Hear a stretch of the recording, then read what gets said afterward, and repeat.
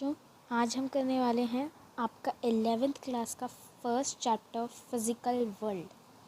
सीधा स्ट्रेट जाएंगे और ये वीडियो छोटी सी होगी। ये मत समझना कि कुछ टॉपिक छुड़वा दिए होंगे।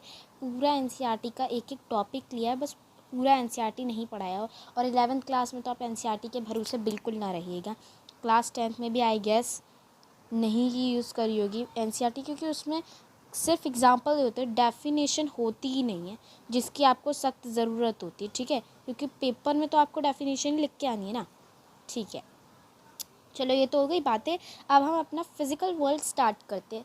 फिज़िक्स में पढ़ रहे हैं तो फिज़िकल वर्ल्ड फिज़िक्स से ही कुछ रिलेटेड होगा। फिज़िकल वर्ल्ड यानी कि फिज़िक्स। अब सबसे पहले क्वेश्चन यही आता है कि what is physics. What is physics?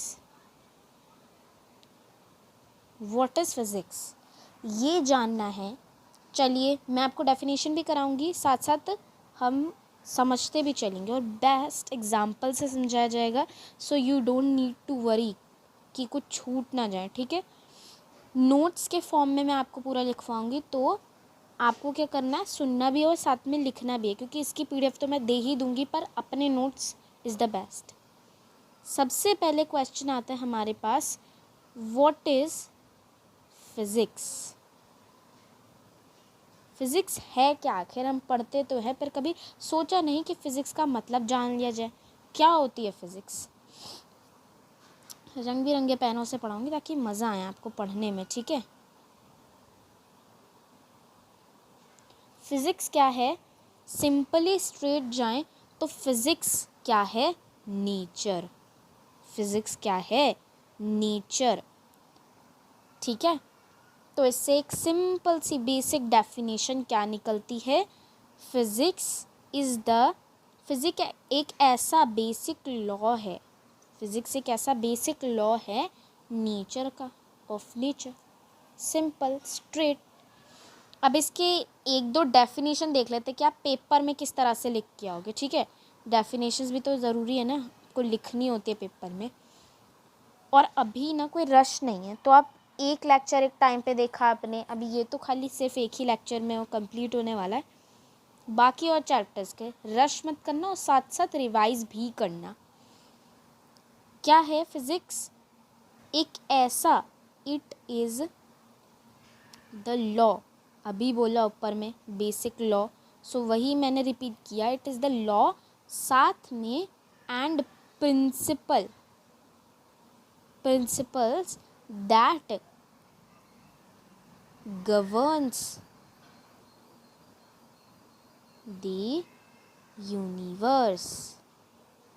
Universe को गवर्न करने के लिए, आखिर यूनिवर्स बना ही, यूनिवर्स की हर एक चीज़ आप देखोगे, मैंने स्पेलिंग ही गलत लिखी है, मैं क्या उसे अंडरलाइन कर रही हूँ, यूनिवर्स।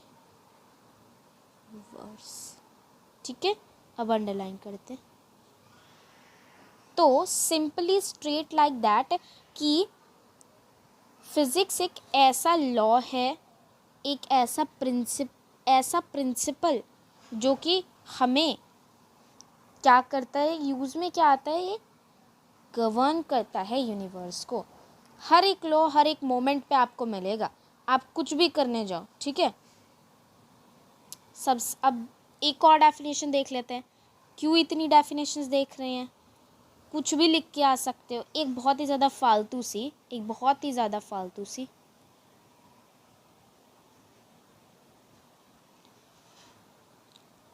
गैस कर सकते हो क्या फालतू सा होगा? फिज़िकल वर्ल्ड है। ठीक है, फिज़िकल वर्ल्ड से रिलेटेड चैप्टर पढ़ रहे हैं, तो उसी से रिलेटेड एक डेफिनेशन भी होनी चाहिए। लॉ जो एक्सप्लेन करें फिज़िकल वर्ल्ड को, लॉ जो एक्सप्लेन करे फिज़िकल वर्ल्ड को। ये आप लिखो ना लिखो, ये आपके ऊपर है। अब मैं एक बहुत ही ज़्यादा इम्पॉर्टेंट डेफिनेशन बताने वाली हूँ, जिसे मैं रेड पेन से लिखूँगी ताकि आपको ये दिमाग में छप जाए कि हाँ भाई ये इम्पॉर्टेंट था, उन्होंने बोला था। क्या इम्पॉर्टेंट बताना है?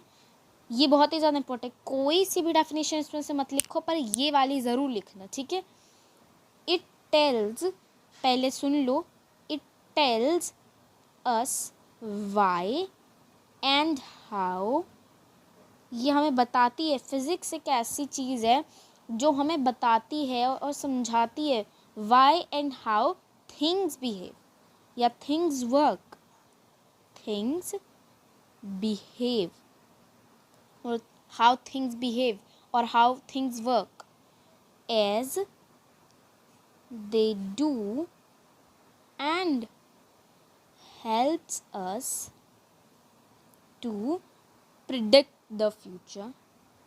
अब हमारा फ्यूचर नहीं प्रिडिक्ट करना है, थिंग्स की बात हो रही है, predict future of things.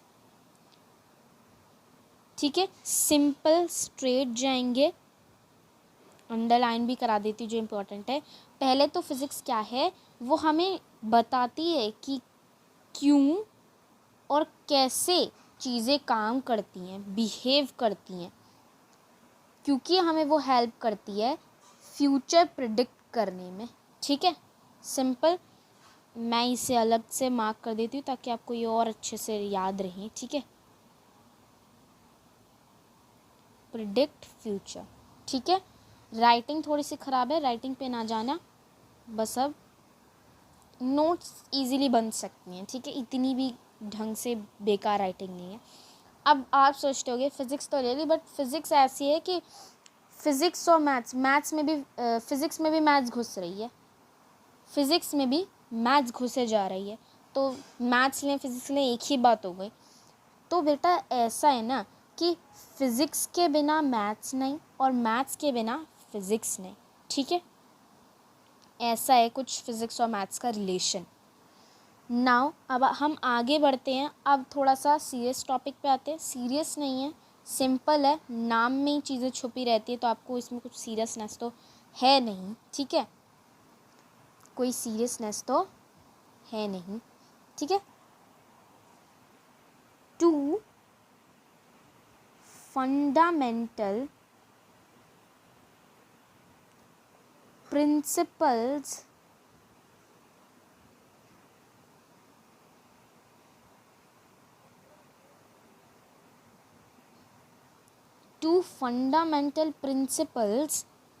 in physics.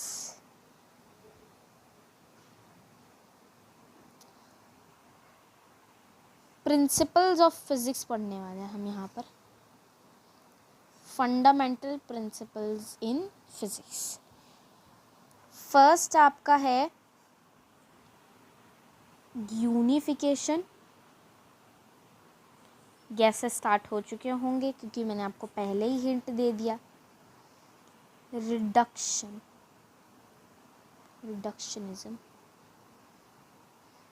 अब पहले इसको देख लेते हैं क्या होता है यूनिफिकेशन। नया पेज भी आ गया, लो हेडिंग जूम करके लिखते हैं ताकि थोड़ा अच्छी सी हेडिंग है, unification.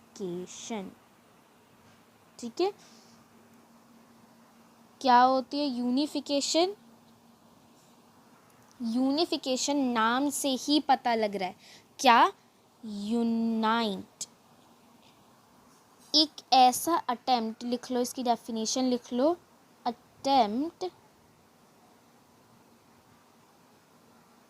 To explain various phenomena, spellings पे मत जाना, थ्रू फ्यू लॉज। सब पढ़ लिया, कुछ समझ नहीं आया तो सिंपली देखो, स्ट्रेट जाएं तो यूनिफिकेशन नाम से ही पता लग रहा है यूनाइट हो रही हैं चीज़ें यूनाइट हो रही हैं।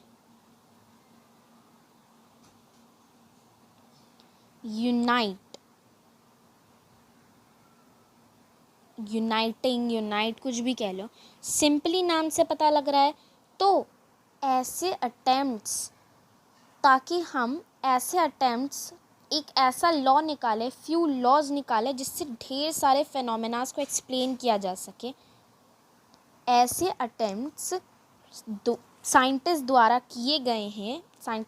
किए जाते हैं कि हम कई सारे फेनोमेनास को, कई सारे होने वाली हमारी एक्टिविटीज़ को कुछ ही लॉज से एक्सप्लेन कर दिया जाए। ऐसा पॉसिबल है?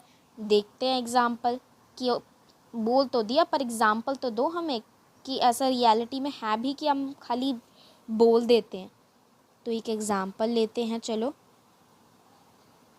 एग्जाम्पल पहले तो मैं सिंपल लेती हूँ जो न्यूटन के साथ हुआ, न्यूटन भैया के साथ हुआ, फ्री फॉल ऑफ एप्पल। ठीक है। दूसरा ले लिया मैंने, आप थोड़ा बड़ा लेते हैं, motion of satellite around planets. तीसरा ले लेते हैं, ढेर सारे फिनोमेना को एक फॉर्मूले से, एक लॉ से एक्सप्लेन किया जा सके, इसलिए मैं ढेर सारे ले रही हूँ। एक्सेट्रा भी हो सकते हैं, बस यहीं पे सारे लिखने बैठ गई तो हो गया काम। Motion of planets around the sun. ठीक है। तो अब क्या हो रहा है, फ्री फॉल ऑफ एप्पल आपको पता है क्या होता है, universal law of gravitation. Satellite और प्लैनेट का motion, universal law of gravitation. Planet के साथ सन का motion, universal law of motion. सारी की सारी चीज़ें जो हैं ये सब किससे हो रही हैं, एक लॉ से। उस लॉ का क्या नाम है, यूनिवर्सल लॉ ऑफ ग्रेविटेशन। ठीक है, इतना समझ आया। इसका फॉर्मूला भी बाजू में लिख देती हूँ, F इज इक्वल्स टू ये G constant, mass 1 mass 2 by radius का स्क्वायर। ठीक है, इसकी कोई नीड नहीं है वैसे। ठीक है, यूनिवर्सल लॉ ऑफ ग्रेविटेशन से ही ये तीनों के तीनों फेनोमेना को एक्सप्लेन किया जाता है, एक्सप्लेन किया जा सकता है, और यही साइंटिस्ट सर्च करती है। ठीक है, और यूनिफिकेशन यही कहलाती है। ठीक है, अब यूनिफिकेशन से जाने से पहले एक और मैं बताऊंगी, पर वो आपके थोड़ा बड़ा है तो आपको समझ नहीं आएगा, आपके सिलेबस का ही है, थर्मोडायनेमिक्स का। अब मैं आपको एक एग्ज़ाम्पल और दूंगी, एग्ज़ाम्पल जो कि एक्सपेरिमेंट जिसे कहेंगे हम। तो मैं पेन का रंग बदल लेती हूँ। मैक्सवेल्स, कोई ऐसा मेन टॉपिक नहीं है, मैक्सवेल्स 4 इक्वेशंस। अब मैक्सवेल की 4 इक्वेशन जो पूरा ये जो इलेक्ट्रोमैग्नेटिज्म है ना, ये पूरा कवर करती है। इलेक्ट्रोमैग्नेटिज्म को मैं लिख देती हूँ, ये भी क्या कवर करती है, पूरा इलेक्ट्रोमैग्नेटिज्म। ठीक है, क्या क्या आता है ये आपकी चॉइस है, आपको इसको लिखना है तो लिखो, वरना नो नीड। क्या है सबसे पहले, एक लॉ तो इसका कंप्लीट, मैक्सवेल का कंप्लीट इलेक्ट्रोस्टैटिक्स समझाता है, इलेक्ट्रोस्टैटिक्स समझाता है। एक लॉ, दूसरा 4 लॉज हैं, सॉरी 4 लॉज हैं। Second law complete electrodynamics, complete में यहाँ पर ये कर देती हूँ, इलेक्ट्रोडायनेमिक्स। थर्ड इसका पूरा complete magnetism, magnetism not electromagnetism, सिर्फ मैग्नेटिज्म है। और लास्ट इसका पूरा एक्सप्लेन करती है इलेक्ट्रोमैग्नेटिक वेव्स, इलेक्ट्रोमैग्नेटिक। बेटा आपको इतना तो आता ही होगा ना, तो ये इलेक्ट्रोमैग्नेटिक लिखा हुआ है, वेव्स। ये 4 लॉज से पूरा का पूरा इलेक्ट्रोमैग्नेटिज्म एक्सप्लेन किया जा सकता है। ठीक है, सो this is an example of क्या, यूनिफिकेशन। अब आ जाते हैं हम अपने नए पेज पर और नए टॉपिक पर भी। क्या है नया टॉपिक आपका, भूल गए, reductionism. Second topic reductionism. Reductionism क्या होता है? नाम से ही बोल दिया था, रिडक्शनिज्म, रिड्यूस हो रही है चीज़, रिड्यूसिंग, तोड़ना चीज़ों को। तो यही है डेफिनेशन, पहले लिख लो। क्या है definition? To study a large system. Example बहुत अच्छा दूंगी इसका, पहले ये समझ लो। पहले लार्ज सिस्टम बोला मैंने, लार्ज सिस्टम को पढ़ने के लिए हमें रिडक्शनिज्म, उसे रिडक्शनिज्म बोलते हैं उसको, ठीक है। पर जैसे अगर आपको किसी जनरेटर के बारे में, चलो एग्जाम्पल से एक्सप्लेन करते हैं इसे। एग्जाम्पल जनरेटर, जो आप अभी 10th क्लास में पढ़ के आए हो, जनरेटर लिया मैंने, ठीक है। उसको आपने, जनरेटर को स्टडी करने के लिए आपने कुछ कुछ चीज़ें रिड्यूसेबल फॉर्म में तोड़ तोड़ के पहले उसको सीखा, फिर उसको सीखा, फिर उसको सीखा। जैसे आपने पहले देखा कि जनरेटर के मैग्नेट्स कैसे काम करते हैं, फिर आपने देखा तोड़ करके पूरे जनरेटर के पार्ट्स को अलग अलग हिस्सों में बांट दिया आपने, ठीक है, कि आर्मेचर कॉइल कैसे काम करती है। अब फिर आपने देखा स्लिप रिंग्स कैसे काम करती हैं, फिर आपने देखा ब्रशेस कैसे काम करती हैं, जो ब्रशेस होती हैं, brush B1 B2 brushes and so on, जो भी होता है उसका। ये चीज़ें आपने देखा तोड़ तोड़ करके आपने इनको एग्जामिन किया कि हाँ भाई इसका क्या काम होता है, इसका क्या काम होता है, इसका क्या काम होता है, इसका क्या काम होता है। फिर आपने पूरा जनरेटर पढ़ लिया, अच्छा ये ऐसे पूरा जनरेटर काम करता है, ठीक है। तो यही था एग्जाम्पल रिडक्शनिज्म का। ऐसे होते हैं ना, आपको कोई क्वेश्चन समझना होता है तो स्टेप्स आ जाते हैं, स्टेप वर्ड मैं बोलूँगी इसके लिए, स्टेप्स आ जाते हैं कि स्टेप 1 में आपको ये करना है, स्टेप 2 में आपको ये करना है, स्टेप 3 में आपको ये करना है। तो वही रिडक्शनिज्म है। आप किसी क्वेश्चन के पार्ट्स करके स्टेप 1 स्टेप 2 करके आप पढ़ रहे हो, तो वही रिडक्शनिज्म कहलाता है, ठीक है। आगे बढ़ते हैं। आपका एक टॉपिक है scope and excitement of physics. Scopes तो देखो वो आपको दिखाया गया है कि क्या स्कोप्स हैं 11th में 12th में, क्या क्या टॉपिक्स वगैरह आप कवर करने वाले हो, किससे रिलेटेड होंगे, इलेक्ट्रोमैग्नेटिज्म, थर्मोडायनेमिक्स, मैकेनिक्स वगैरह। एक्साइटमेंट ऑफ फिजिक्स पे हम ज़रा जोर मारेंगे। Excitement of physics, excitement of physics, ये टॉपिक आप भी लिखना। ये नहीं कि फालतू टॉपिक है तो आप नहीं लिखोगे, ऐसा नहीं है, ये फालतू नहीं है। Excitement of physics, excitement of physics देखें, ठीक है। हर इंसान मतलब से ही कोई काम करता है, जिसमें उसको अपना कोई फ़ायदा दिखे वो चीज़ करता है। फिज़िक्स में भी हमें एक फ़ायदा दिखा हमारी डेली बेसिस की चीज़ों में। फर्स्ट, जो हम डेली लाइफ फेनोमेना देखते हैं ना, daily life phenomena, daily life phenomena में मैं जैसे ले लूँ चलना, चल क्यों पा रहे हो, बिकॉज ऑफ फ्रिक्शन, ठीक है। ज़मीन पे क्यों हो, आसमान में क्यों नहीं है आपके पैर, बिकॉज ऑफ ग्रेविटेशन। सब फिज़िक्स के द्वारा अंडरस्टैंडेबल हो जाता है, अंडरस्टैंडेबल, ठीक है। आप चीज़ों को अंडरस्टैंड कर सकते हो, मैं अंडरलाइन कर देती हूँ ये चीज़, ठीक है।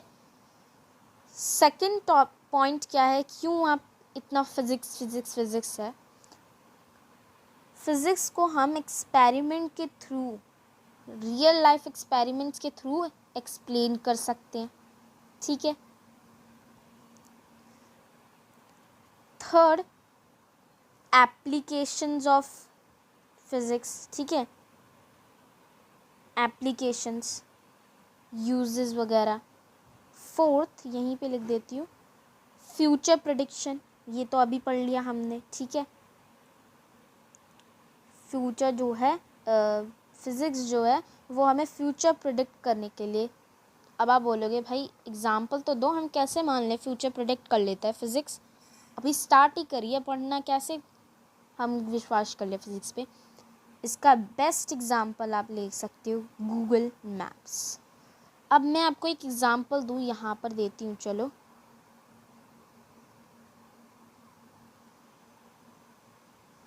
गूगल मैप्स का फ्यूचर प्रेडिक्शन का एक बहुत ही ज़्यादा अच्छा एग्जाम्पल देती हूँ। मान लो आप दिल्ली में बैठे हुए हो, ठीक है, दिल्ली में बैठे हुए, कई लोग कहीं से देख रहे होंगे तो वो वहाँ बैठ कर के देख रहे हैं। दिल्ली में बैठे हो, आपने अभी समझ लो आपको जाना है सिक्किम। बड़े वो मेले हैं ना आपको असाइनमेंट्स, इन पे तो यही ले लेते हैं।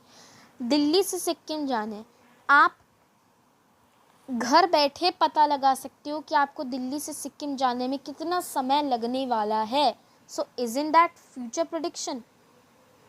आपने पहले से ही नहीं फ्यूचर प्रेडिक्ट कर लिया कि हाँ भाई हमें इतना समय लगने वाला है। इसे फ्यूचर प्रेडिक्शन नहीं कहेंगे तो और क्या बोलेंगे? घर बैठे पता कर लिया दिल्ली से सिक्किम जाने में आपको कितना मीटर रास्ता लगेगा, कितना किलोमीटर लगेगा, ठीक है, ये पता नहीं कर लिया आपने। So what is this, future prediction और what? It is future prediction. तो इसी के साथ हमारा एक्साइटमेंट ऑफ फिजिक्स टॉपिक भी ख़त्म होता है। लास्ट टॉपिक बचा है बस, इसके बाद हम थोड़े एक दो चीज़ें करेंगे, एक ही है बस, एक दो क्या बोल रही हूँ मैं, बहुत ही ज़्यादा कहते हैं नहीं इसे एकदम सड़े हुए टॉपिक्स। अपना दिमाग लगाना है, इसमें कुछ नहीं करना है, दिमाग भी नहीं, आप तो खाली सोचो कि फिज़िक्स एंड टेक्नोलॉजी से रिलेटेड चीज़ें देखो। सबसे पहले मैं आपको एक चीज़ बताऊंगी, रुको मैं पेन चेंज कर लेती हूँ ताकि आपकी एक्साइटमेंट जाग जाए। फर्स्ट, फिज़िक्स एंड टेक्नोलॉजी में नई फिज़िक्स गिव राइज टू, ये लिख लेना, give rise to new technology. Tech लिख दिया मैंने। नई फिज़िक्स हमें न्यू टेक्नोलॉजी की ओर राइज करती है, ठीक है। ये पेन बड़ा बेकार था जो भी था ये। और जैसे मान लो, अब मैं एक एग्ज़ाम्पल दूँ, नई फिज़िक्स कैसे नई टेक्नोलॉजी निकालती है, तो आपने जैसे फिज़िक्स में आपने पहले से ही सिलिकॉन चिप ढूंढी हुई है, ठीक है, सिलिकॉन चिप्स पहले से ही ढूंढे हुए हैं। अब आपको टेक्नोलॉजी की नीड हुई, आपने उस फिज़िक्स को उठा करके लैपटॉप, मोबाइल्स, ये सब बनाने में यूज़ कर लिया। So this is how physics and technology related to each other. ये एग्ज़ाम्पल था, लिखना है लिख लो, वरना इसमें कोई नीड नहीं है। थर्ड कैसे, एक और एग्ज़ाम्पल, ये थर्ड भी, electromagnetic wave, topic of physics, but this gave rise to a new technology. And what technology? Wireless communication. आज जो इतने दूर बैठ के भी आप मेरा चैनल पे मेरी वीडियो देख पा रहे हो, वरना क्या होता है ट्यूशन में तो आमने सामने पढ़ना होता है, टेक्नोलॉजी ना हुई होती तो अभी भी आप यहाँ से उठकर, मान लो आप सिक्किम में ही रहते हो और वहाँ से लेक्चर पढ़ रहे हो, तो क्या आप आते दिल्ली वहाँ से मेरा लेक्चर सुनने के लिए? नहीं, पर अभी सुन सकते हो, ठीक है। नेक्स्ट, ये तो था एग्जाम्पल, ये as a form of example लिख सकते हो आप, यहाँ पे लिख देती हूँ, एग्जाम्पल था ये। नेक्स्ट देखो, next is an also example, दूँ या ना दूँ, चलो दे देती हूँ ये भी, electromagnetic induction.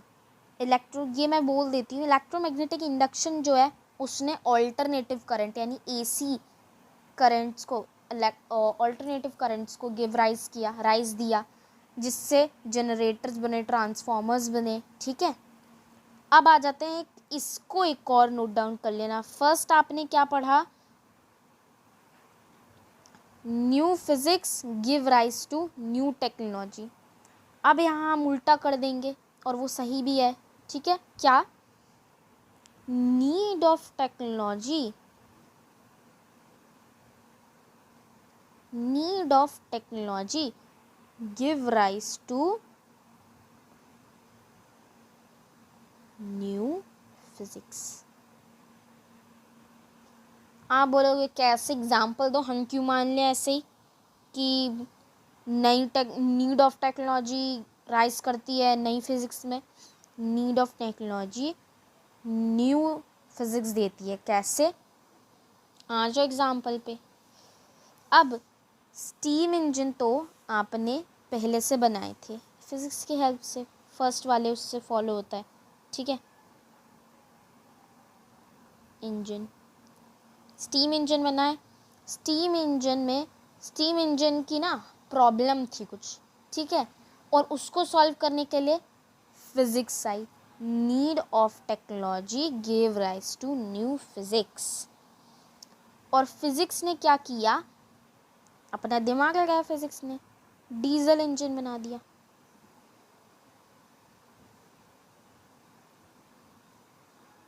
So need of technology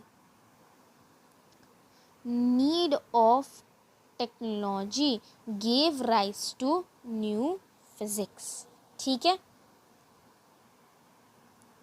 इसी के साथ हमारा ये टॉपिक भी ओवर होता है, ठीक है, फिजिक्स एंड टेक्नोलॉजी। अब कुछ ग्रंथ बाकी नहीं बची है आपके पास, बस एक कंपेयरिंग चीज़ बची है जो कि है आपकी, पेन चेंज करूं ज़रा मैं,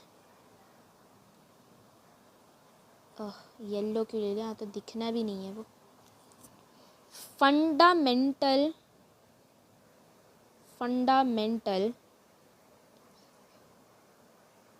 फोर्सेस इन नेचर।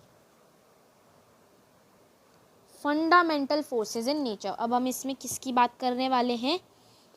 फोर्सेस की। फोर्सेस अराउंड द नेचर, ठीक है, नेचर में प्रेजेंट फोर्सेस। इसके लिए मुझे चारों का बताना है तो मेरे को बॉक्सेस बनाने होंगे। चलो मैं बॉक्स नहीं बनाती हूँ, सिंपली आपको समझा देती हूँ, ठीक है। सबसे पहले चार के बारे में पढ़ने वाले हैं, चार फोर्सेस के बारे में सबसे स्टार्टिंग होती है सबसे वीकेस्ट फोर्स से, जिसको आप अच्छे से जानते हैं, ग्रेविटेशनल फोर्स। इसके बारे में आओ, चलो कुछ टॉपिक्स पढ़ लेते हैं।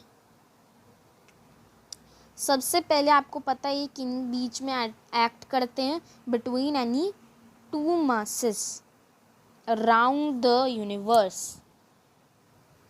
To masses around the universe, ठीक है।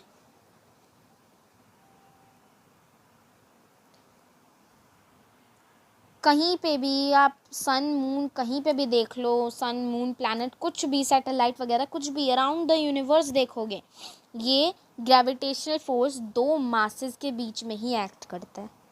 फॉर्मूला आपको पता है इसका, F = G मास 1 मास 2 बाय R स्क्वायर, रेडियस का स्क्वायर।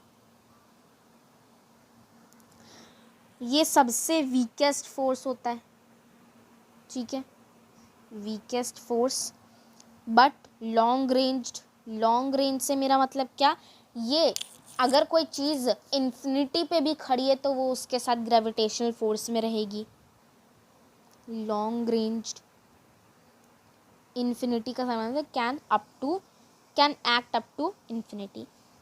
इसके लिए कोई मीडियम की नीड नहीं होती है। Do not require solid liquid, जो होता है ना सॉलिड लिक्विड गैस, वो मीडियम। अक्सर बच्चे भूल जाते हैं मीडियम क्या है, ठीक है। अच्छे से समझ आ गया ग्रेविटेशनल फोर्स। चलो अब हम सेकंड की बात कर लेते हैं, नेक्स्ट पेज पे ही करते हैं, ये तो ख़त्म हो गया। इस बार थोड़ा छोटा लिखने की कोशिश करेंगे, बहुत बड़ा लिख दिया। वीक न्यूक्लियर फोर्स, नाम में ही वीक है तो क्या काम करेगा? वीक न्यूक्लियर फोर्स रेयर होता है, बहुत ही ज़्यादा रेयर कंडीशन में फाउंड करा जाता है, बहुत ही ज़्यादा रेयर है।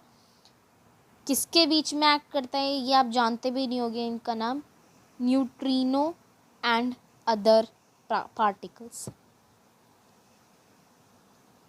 Act between neutrino and other particles. और आपको जानने की भी कोई ज़रूरत नहीं है, दिस इज जस्ट बोला ना, रेयर है ये बहुत ज़्यादा। Second, only in beta decay. कहाँ, किसके बीच में एक्ट करता है, कहाँ पर? जैसे बोला ना हमने, gravitational force around the universe, but this act only in beta decay. Alpha beta वगैरह पढ़ते हैं ना, तो वही बीटा डीके रेयर है, इसके बारे में आपको जान के कुछ नहीं करना। शॉर्ट रेंज्ड, बस इसकी स्ट्रेंथ और रेंज का पता होना चाहिए। स्ट्रेंथ होती है इसकी कैसी, वी की होती है, वीक लिखा हुआ है इसके नाम में। और रेंज कैसी होती है, शॉर्ट रेंज। बस इतना पता करना है और कुछ नहीं पता करना है इसके बारे में आपको। और इतना शॉर्ट है, कितना शॉर्ट है, 10⁻⁻14 मीटर टू 10⁻⁻15 मीटर एक्ट करता है इतने के बीच में, इसीलिए इतना शॉर्ट रेंज्ड बोला गया। ये ख़त्म हुआ। इलेक्ट्रोमैग्नेटिक फोर्स के ऊपर बात कर लेते हैं, क्या स्ट्रेंथ, क्या रेंज है वगैरह वगैरह। इलेक्ट्रोमैग्नेटिक फोर्स फर्स्ट आता है, किसके बीच में एक्ट करता है, मैग्नेट आ गया, सिंपल से ही समझ जाना है, चार्जेस के बीच में एक्ट करता होगा। Act between charges. फॉर्मूला होता है फोर्स का, फोर्स इक्वल्स टू कांस्टेंट है ये, चार्ज 1 चार्ज 2 का रेडियस का square. Again this is a long range, can act up to infinity, ठीक है। This is the one who also doesn't require any medium. ये आप लिख लेना ऊपर वाले से उठा के। सेकेंड, स्ट्रॉन्ग फोर्स होता है, यहाँ से स्ट्रॉन्ग फोर्स की गिनती आ जाती है, स्ट्रॉन्ग फोर्स, ठीक है। इतने में इसकी ख़त्म हो जाती कहानी। अब आ जाते हैं सबसे ख़तरनाक, स्ट्रॉन्ग न्यूक्लियर फोर्स, जिसके लिए हम पेज भी अकेले से लेंगे। स्ट्रॉन्ग न्यूक्लियर फोर्स, सामने से पता लग रहा है स्ट्रॉन्ग न्यूक्लियर फोर्सेस, यानी कि स्ट्रॉन्ग होगी इसकी स्ट्रेंथ। किसके बीच में एक्ट करता है, act between neutron particles, proton particles, और प्रोटॉन न्यूट्रॉन और न्यूट्रॉन प्रोटॉन एक ही चीज़ होगी, एक्ट करते हैं इन पार्टिकल्स के बीच में। ये इंडिपेंडेंटली चार्ज्ड होते हैं, चार्ज इंडिपेंडेंटली,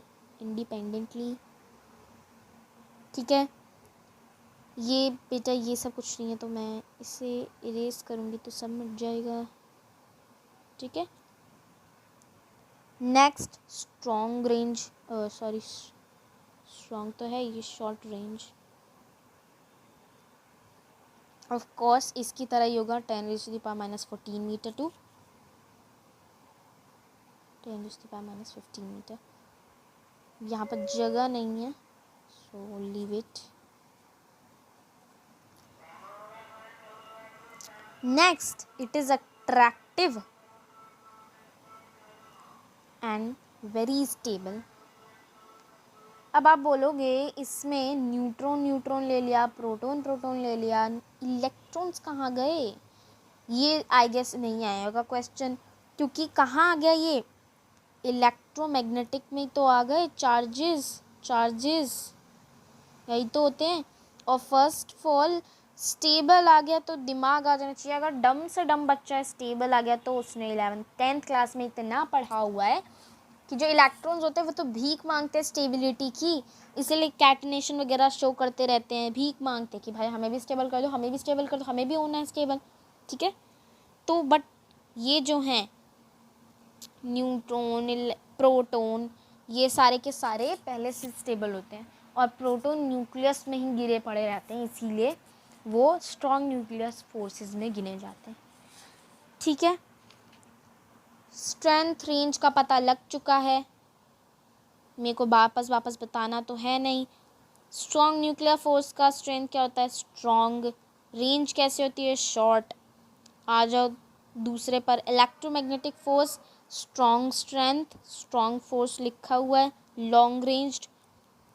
वीक न्यूक्लियर में तो वीक ही दिखा रहा है, स्ट्रेंथ इसकी weak and short ranged. Lastly आपका स्ट्रेंथ होता है इसका ग्रेविटेशनल फोर्स का वीक एंड वीकेस्ट लिख सकते हो, एंड लॉन्ग रेंज्ड, ठीक है। इसी के साथ मैं आपको बोलना चाहूँगी, मैं आपको बोलना चाहूँगी थैंक्स फॉर वॉचिंग। बहुत ही अच्छा अगर एक्सपीरियंस रहा आपको देखने में। लेक्चर कितने का हो गया है बेटा, सिर्फ 36 मिनट्स का ही हुआ है, हो जाएगा 40 बोलते बोलते। बट हाँ, थैंक्स फॉर वॉचिंग। अगर वीडियो पसंद आएगी तो अपने दोस्तों को ज़रूर शेयर करना, बैक स्टैबिंग मत करना कि दोस्तों को बोल रहे हो कि हमने तो पढ़ाई अभी स्टार्ट भी नहीं करी है पर छुप छुप कर पढ़ रहे हो। सो वैसे बैक स्टैबिंग वाली तरीके से ना टॉपर्स, मानती हूँ टॉपर्स वैसे ही करते हैं, पर आपको लॉयल रहना है अपने फ्रेंड्स के साथ, ठीक है। सो टॉपिक का कंक्लूजन, चैप्टर का कंक्लूजन क्या है, फिजिक्स इज लव।